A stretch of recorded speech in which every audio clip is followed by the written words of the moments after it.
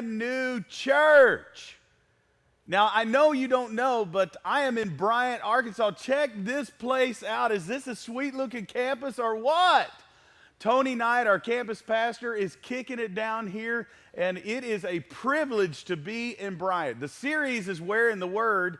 The challenge is Where in the World is Shannon?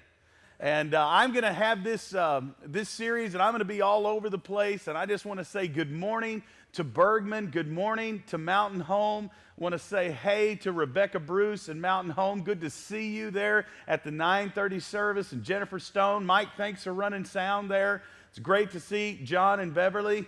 Yeah, oh yeah, you guys look like you've lost weight. Good to see y'all there at Bergman, the DeWitts. Knopf Singers, good to see you guys. Bill Cassidy, what's up? It is great to be with you via satellite, and God has blessed us incredibly. And we are beginning a brand new series called Where in the Word?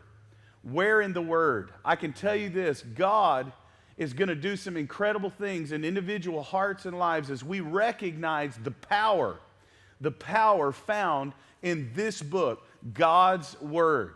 This book is as current as the morning newspaper, and God's desire is for all of us to understand it, to be passionate about it. Now, let me tell you about this series and how it's got put together and the compilation's been made, the topics that you just saw running across the screen. Let me just say that Facebook and all of my friends and several other friends, literally hundreds of people have gone to Facebook and they have made selections for the series topics. This week we're talking about religious intolerance. Religious intolerance. Now, let me give definition to what intolerance is. That is something you can't tolerate. Now, at all of our campuses, raise your hand if you are lactose intolerant. Raise your hand if you are. Yeah, I know what you mean. Long nights in the bathroom for some of you. You take a small pill, but your intestines can't tolerate anything that's lactose. You are lactose intolerant. Well, we have got to become intolerant when it comes to accepting non-truth, when it comes to yielding ourselves to things that are not true. And there is religions and religious, and the form and a spirit of religion that we have got to become intolerant of. But at the same time, we've got to make sure that we are not stiff-arming those that may be of another religion, and that we've got to be sensitive with a four-letter word, and that's L-O-V-E. Why is it so important for us to know and to understand about different religions? Because there are millions, listen, brand new church, there are millions that are desperate for God. Millions who are in other religions and they are desperate for God. We're going to take time this morning to look at all of our campuses, we're going to take time to look at different religions. Matter of fact, this message is going to be somewhat different than any that I have shared as a pastor for 5 years, and it's going to be more factual. It's kind of going to be like World Religions / American History of Religions 101. So there's going to be tons of information. Note takers, bear with me. And if you are not normally a note taker, or if you don't get all the notes, Monday afternoon at brandnewchurch.com, you're going to be able to get this factoid sheet about 4 religions, and most importantly, the religion that you are submitting to this morning, and that is called Christianity. You're going to be able to get this factoid sheet. So if I run through this a little bit quicker than normal, hang with me, because it's important that you understand what's taking place at these other religions. I want to start out with intolerance that you may have or experience or you need to know about, and that's first of all with Hinduism. Hinduism. What is Hinduism? Now, I know what you're thinking. Man, that's Eastern. We don't have a lot of people running into it. You're going to see why it's so important that you understand this religion. 1400 BC is when Hinduism showed up. It's tethered to basically 4 different terms that make up their religion. Let me just say this. Hinduism is extremely esoteric, and what I mean by that is it's for a small group only. It is intrinsic, it is extremely hard to understand, but there's basically just three or four terms that it is tethered to that make it Hinduism. And the first is this, Brahma. Brahma. Many of you are saying, what is that? It's basically the ultimate absolute. It's the ultimate absolute. The next is this, karma. Now, I know many of you have had friends that may have even said, not knowing what they've said, hey, don't mess with my karma. That means the good deeds that allow you eventually to make your way into good reincarnation. Atman is the next word, and that starts with a low life form, like a worm or maybe a cockroach, and then eventually you begin to grow in your karma. It builds you up so that you can be a better person and eventually make your way into maybe someone like Krishna. Probably not. The next is samsara, and that is this. It's the recycling process, the spin cycle of reincarnation. And what they believe is that you could be a worm, and then eventually you could be some type of great leader.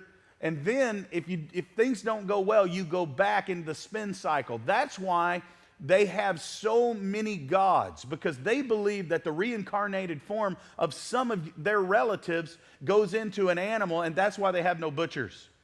Yeah, they don't butcher meat because they might be eating a relative. That is a bad deal if you are in this religion. That's a tragedy. 330 million gods are found in Hinduism in some sects, and some have as few as 3 million gods in Hinduism. Now, I know what you're saying. Why Hinduism? Because Hinduism has been repackaged in our Western culture. The achievement of nirvana, or moksha, as Hindus say, nirvana being found, has now been repackaged through a book called A New Earth.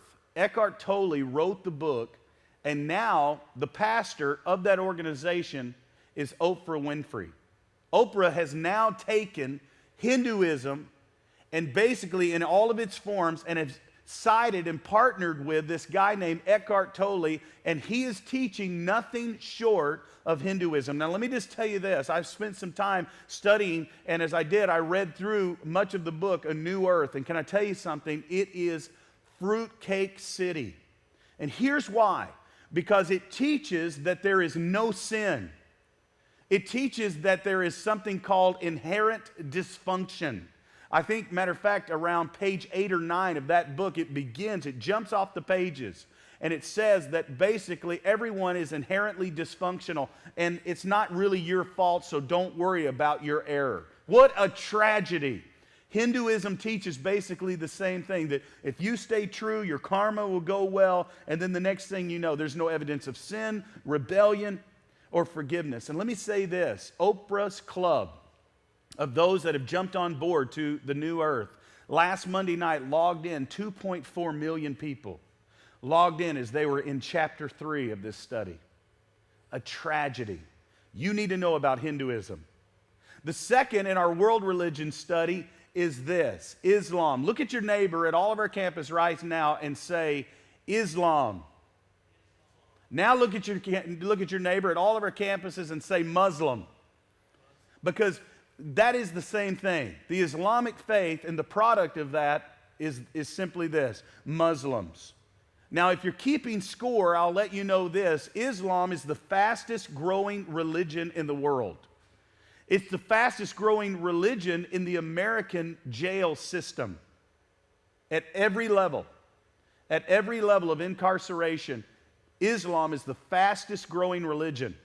The founder of this religion, though Hindu does not really have a founder name, it's stuff written by men with not any inspiration of a God. It's just the God within them that wrote most of the Hindu writings. But there was a man by the name of Muhammad. He was very young. He was extremely spiritual. You know many people like that. Not necessarily knowing Christ, but he was a very spiritual individual. And in 622 AD, he created the religion called Islam.